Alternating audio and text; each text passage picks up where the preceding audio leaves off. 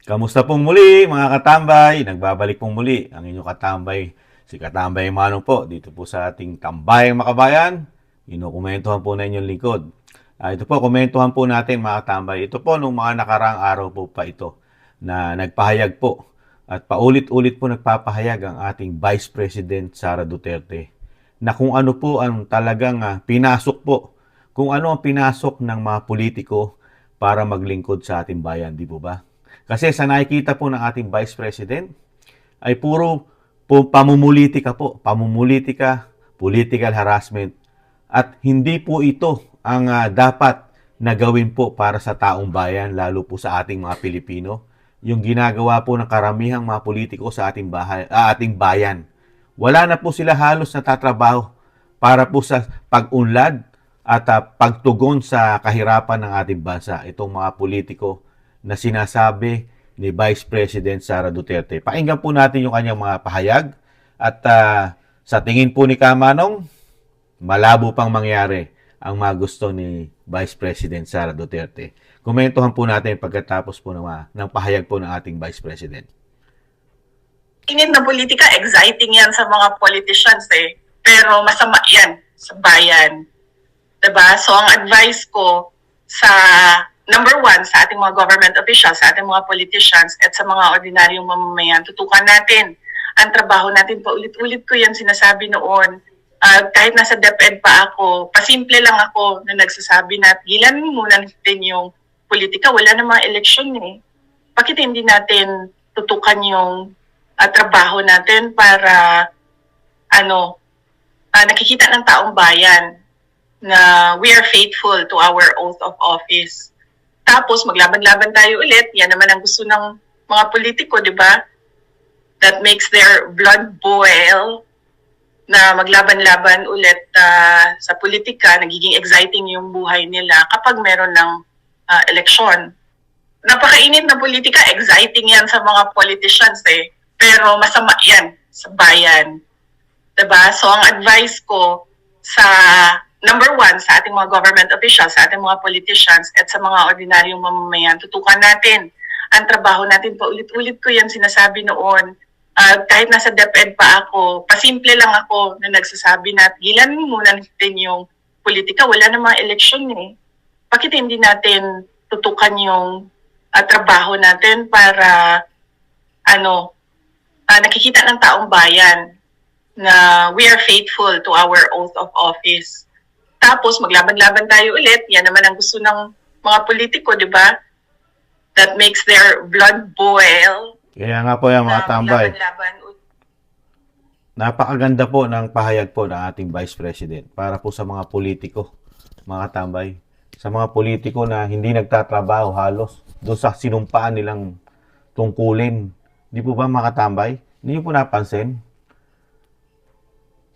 Ang mga politiko natin ngayon, wala pang halalan. Kahit last year pa o magdadalawang taon, puro pamumulitika po ang tinatrabaho po sa atin ng mga politiko, mga tambay. Puro karamihan po, political harassment, di ba? Demolition sa mga ganitong mga politiko. Demolition job sa mga Duterte ang tinatrabaho po, lalo po sa komento ni Kamano sa Kamara, sa Senado. Wala pong natatrabaho itong ating mga hinalal ng bayan. Di ba? Lalo ang nasa Kamara at sa Senado. Tapos, sa isang taon, babalik na naman po sila. Manliligaw na naman sila sa atin. At mangangako na naman po ng napakagandang pangako po itong mga politiko na ito. Di ba? Lalo po yung mga tatakbo para po makabalik sa kanilang mga pwesto. Di ba? Isang damukal na naman po pangako ang ibibigay sa atin itong mga politikong ito, mga tambay. Pero, pag naman sila nakabalik na sa pwesto, yung mga sinasabi nilang pangako, isinama na po sa Poso Negro. Pag dumumi sila, naiplas na po sa Poso Negro yung kanilang mga pangako sa atin. Gagawin na rin nila yung sarili ng interes. Hindi na po interes ng taong bayan at ng mga Pilipino at lalong-lalo ng ng mga sinasabing mga mahihirap nasa laylayan ng ating bayan, sa ating bansa. Yung pagtugon sa kahirapan At lalo puro sa sinasabing kakarampot nating kinikita ni hindi natutugunan ng ating mga mambabatas para po maging batas, madagdagan man lang sana ang ating kita. Di ba? Ang nangyayari po, dinadagdagan nila ng dinadagdagan yung ayuda. Hindi trabaho ang binibigay para madagdagan ang trabaho sa ating bansa. Ang inaatupag, dagdagan ng dagdagan, halos taon-taon. Mukhang ididiretso ang puro ayuda na programa ng ating bansa. Nakakagulat lang po, ang Vice President, nakikita po natin kahit na hindi pa siya Pangulo at yung kanyang pagiging Vice President ay hindi siya nananatili lang sa upuan ng opisina ng Vice President. Umiikot siya. Di ba? Iniikot niya halos ang buong Pilipinas para makita niya ang sitwasyon at nagbibigay siya ng mga programa, tulong.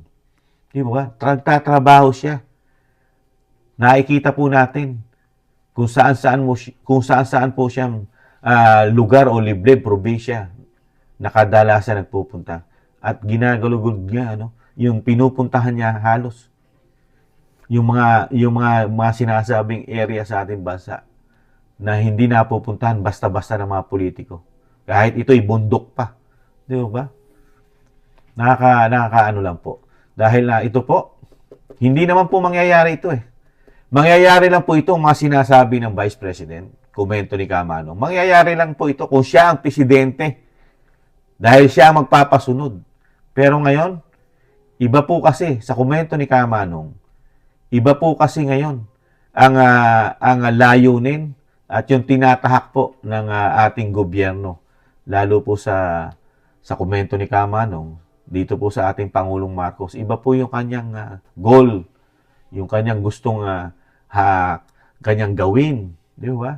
Kung ano yung nakikita niyang vision, iba ang vision na tinatahak po ni Pangulong Marcos.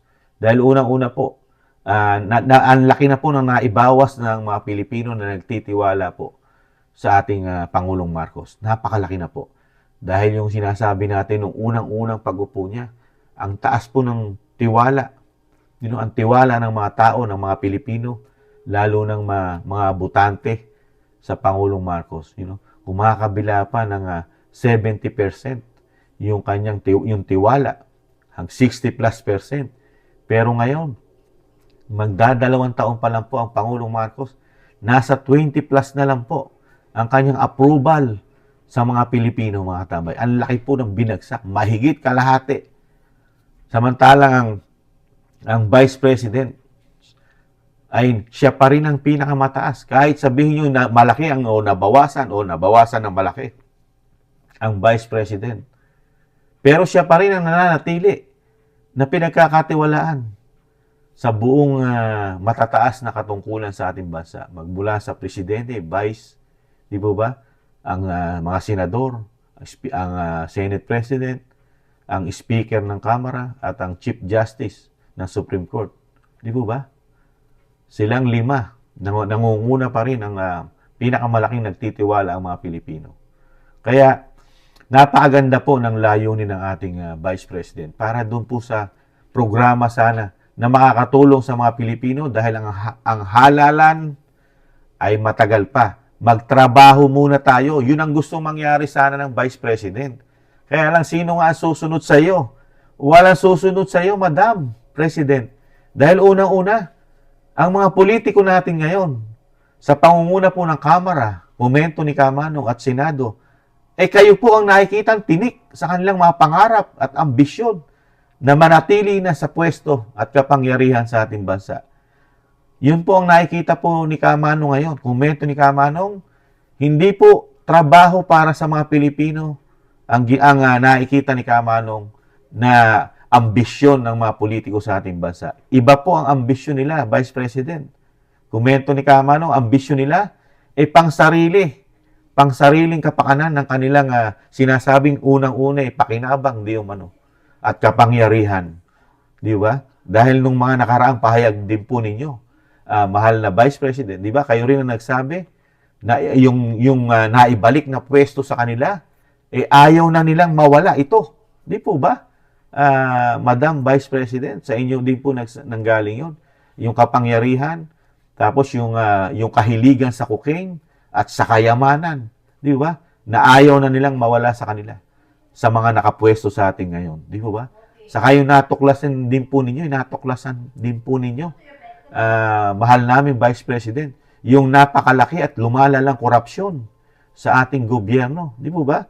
Napakalaki po ng mga korupsyon na mismong natuklasan nyo. Ang mga pera ng mga Pilipino, taxpayer, ay nalulusaw at parang isinasama sa baha at bigla na lang naglalaho na walang nakikita ang taong bayan. Di ba? Kaya napakaganda po kung kayo po ang magiging president, Madam Vice President, magiging kampante po ang mga Pilipino dahil sa napakaganda po niyong programa at gusto niyong mangyari sa ating politika. Gusto niyo po kasing mabago ang sistema ng politika natin. Nakikita po ni Kamanong na yung vision ni Vice President Sara Duterte na mabago ang sistema ng mga politiko sa ating bansa. Dahil ang kanyang gusto na sana'y mangyari ngayon na magtrabaho ang mga politiko. Ibigay na lang sa tamang mga ahensya kung anuman ang sinasabi nilang natutuklasan nila na sa kapwa politician nila o kapwa politiko na mga anomalya, yung sinasabing mga ine-expose nila ang mga ginagawa at mga sinasabing investigasyon pa lang na ginagawa nila.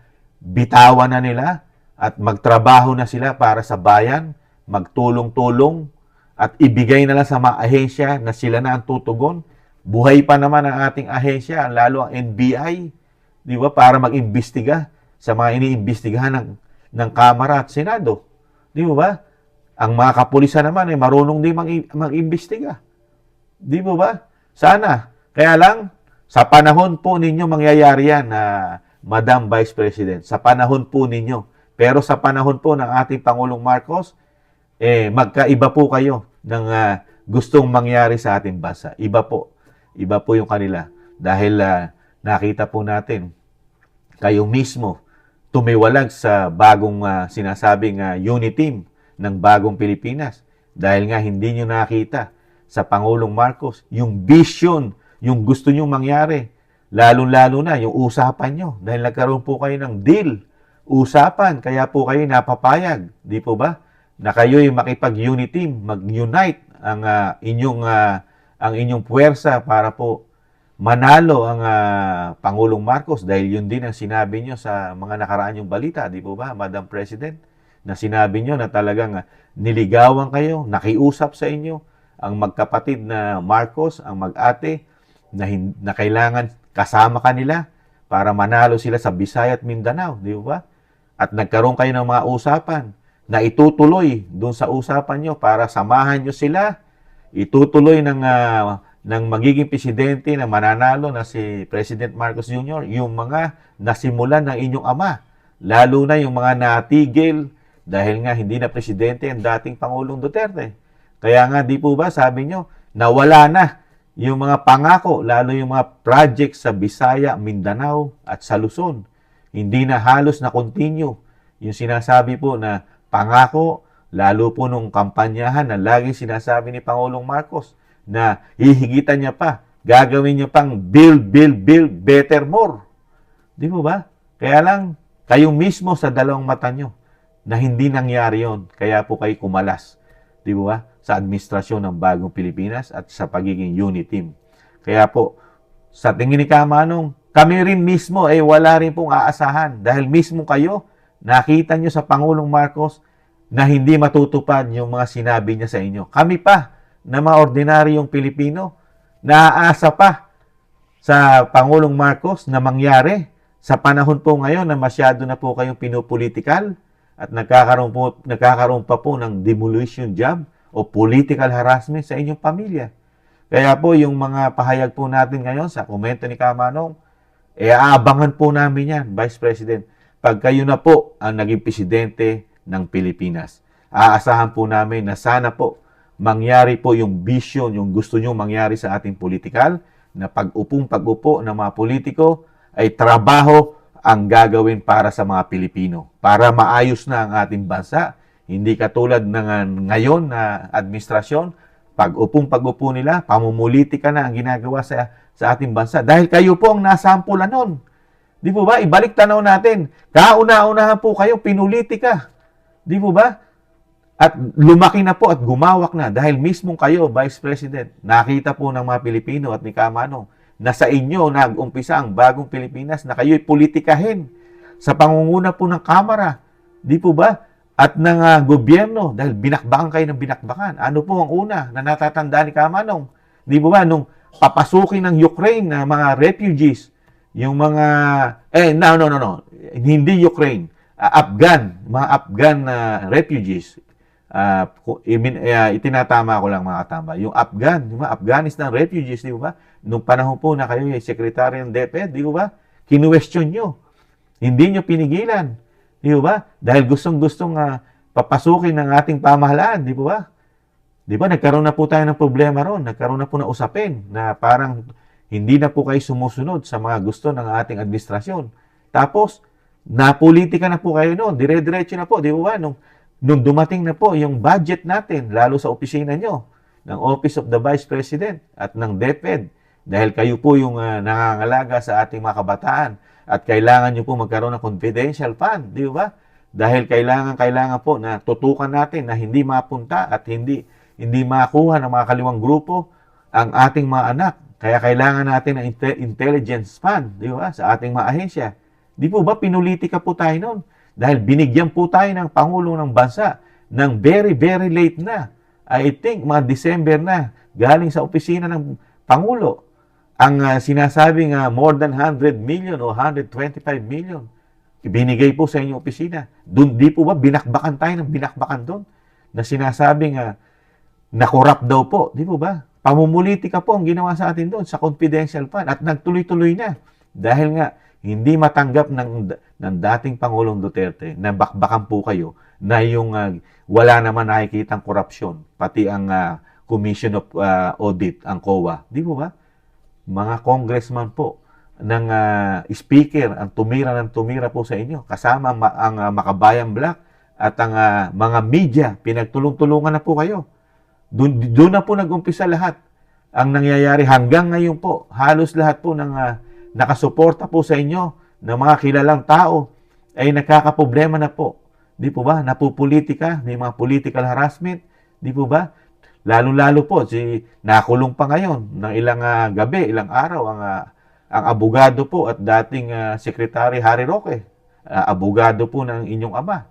At ganun din po, yung mga supporters po, lalo po si Kibuloy, diba? Ngayon po, most wanted na po ng Pilipinas. Dahil nitong nakaraan lang po, 2,000 mahigit yata ang pinadalang pulis doon para arestuhin at halughugin ang kanyang kingdom sa Davao, di po ba? At yung mga angkor na tumutuligsa po sa mga terorista, sa mga korupsyon, di ba? Lalo sa mga NPA, di ba? Nagka-problema rin din po, nakakulong din po sa Kamara, mga katambay. Kaya po, nakakalungkot po. Pati po kayo, Madam President, di ba? Parang kailan lang, di ba? Pati ang asawa nyo, di ba? At ang inyong kapatid na congressman, sinasanggot din po sa droga. At kayo rin po, di ba? Talagang kung ano-ano po ang itinatanim sa inyo na paninira. Pati ang inyong,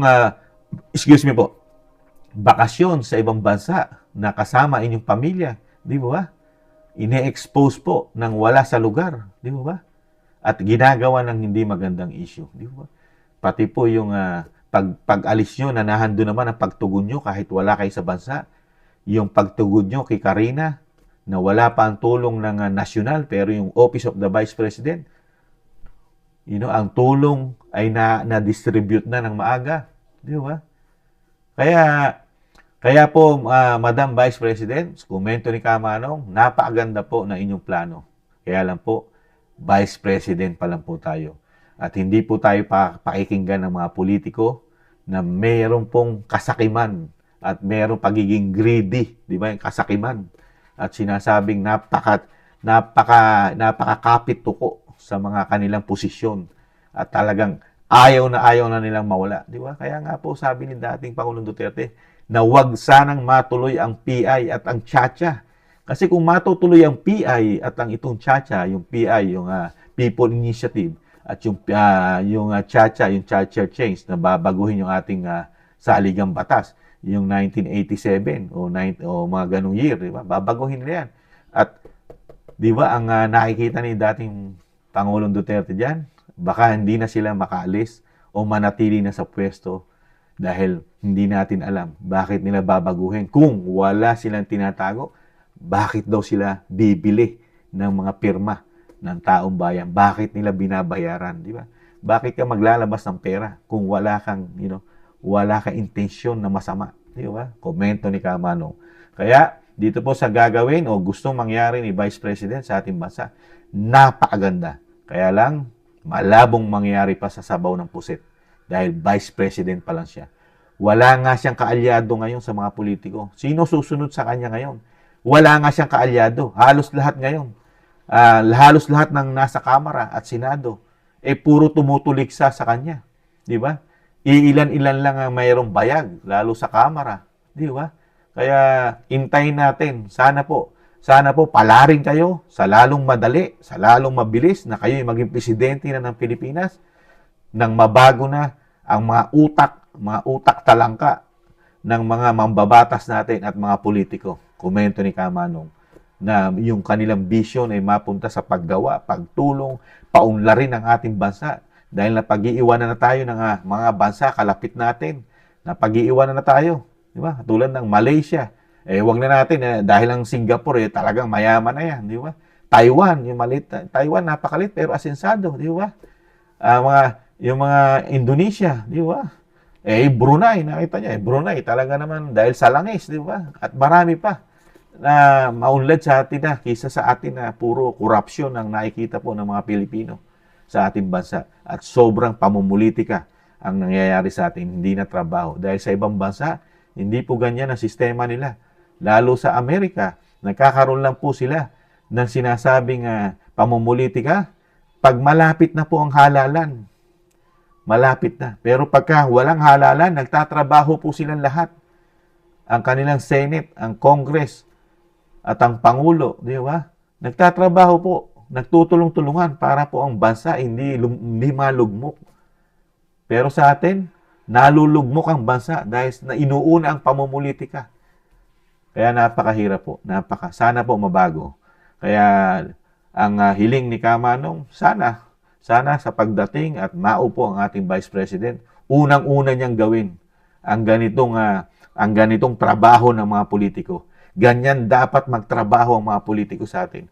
Paglingkuran ng mga Pilipino at ang bansa na sana, mga katambay, hanggang sana na lang si Kamanong. Sana loobin. Muli po si Katambay Manong, nagpapasalamat sa napakaganda pong mensahe ng ating Vice President. Kaya lang sa ngayon, malabo pang mangyari. Sa panahon niya, doon natin naabangan ang malaking pagbabago ng mga politiko. Maraming salamat po, lalo po sa mga nagla-like, subscribe, siyempre, yung mga nagko-comment at share. Maraming salamat. At siyempre po, sa muli, ingatan nawa, paalam, bye-bye.